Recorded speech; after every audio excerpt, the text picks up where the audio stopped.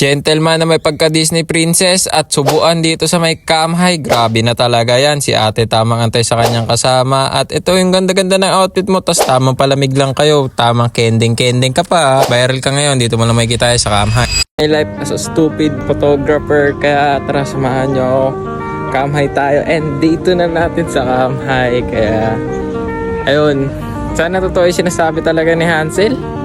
Bukas, no? Para di sayang yung ating effort pati yung ating outfit kasi mag-outfit tayo bukas. Siyempre, nasan pa nga ba ako? Sa dakilan sa kain ng lahat. NHA. Ito ako sasakay. Grabe init. Tapos medyo mahangin naman na mainit. And uwian na ng mga estudyante na feel ko kasi 12:30 na.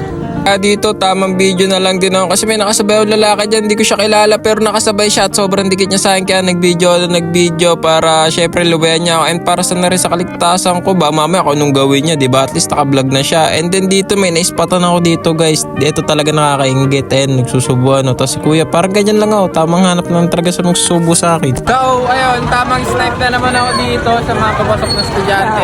50 lang, 50! Vlog na naman! Vlogag, billing vlogger ka na naman, Richard TV. Syempre kung dari nagbablog tayo, hindi, nagbablog talaga ako para sa memories na mabubuo dito. At syempre sa pagtanda ko, mapapanood ko pa rin itong mga video na to. Ito talaga pinamaangas dito, yung ganda ng outfit nyo, tapos tamang palamig kayo sa Geddy. Sheesh! Baka mamaya sabihin nila na mabash ka. Tayo naman si Rupert, kasama ko na naman sa ating content dito na pang malupitan natin vlog. At syempre para mapasaya ko rin kayo at makita nyo yung mukha nyo dito sa Sokmed kasi dito mo lang yan makikita sa may Kamhay. Nag-vlog na naman ako at kung ano naman pinagsasabi ko na hindi ko na naman di maintindihan, tamang SEO ka pa. Sige, SEO ka lang dyan. Ako bibidyoan na kita at ikaw din. Teka nga, para may mali. Ibang kotilyon ata ito napapanood ko dito sa labas. Napapabutots na naman sila. Alam ko mamaya pa yung budots yung after party. O pati si ate girl napasayaw na. O yung Disney princess ka tapos sasayaw mo pambudots. Grabe ka na talaga. Wow! Pakatuwa talaga pag sobrang dami mo napapasayaw. O yan. Tapos yung pala masaya na pala siya sa iban. Jeez, ang sakit no. Tapos niregaluhan mo pa ng bulaklak. Kaya dito na bumili ng bulaklak kay Rupert. Tatagal talaga. Mas matagal pa sa relasyon nyo yung bulaklak. Hindi pa na bubulok. Tapos yung tipo nag-iwalay na kayo, pwede mo pa ibigay sa iba. Wow, ano yung recycle. Ang galing mo din, Richard TV, no? Nagbigay ka pa talaga ng advice. Saan na lang nagbigay ng advice si Richard TV. Nagmukha pantanga. And then ayan, shoutout pala dyan sa kanila. Good luck pala sa kotilyo nyo. Kung kasali man kayo sa kotilyo at galingan nyo sa JS, enjoy nyo lang, feel nyo lang yung music at huwag kayong mahiya kahit kanino. Ipakita nyo kung sino talaga kayo kasi minsan nyo lang gagawin yan. Kaya ano pa inaantay nyo? Yung enjoy lang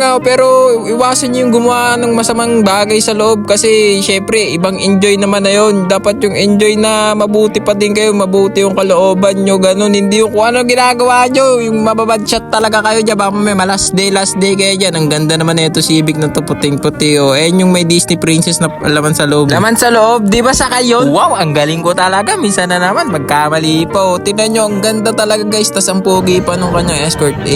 Mala Disney princess ang galingan. Bless, sino ka dyan, te? Humarang pa yung officer. Ganyan kabilis. Kukunti na kagad yung tao. Di ba kanina napakadami? Kasi nga pinapasok na sila. Syempre, hindi naman sila pwede mag-JS sa labas. Di ba? Napakagaling ko talaga.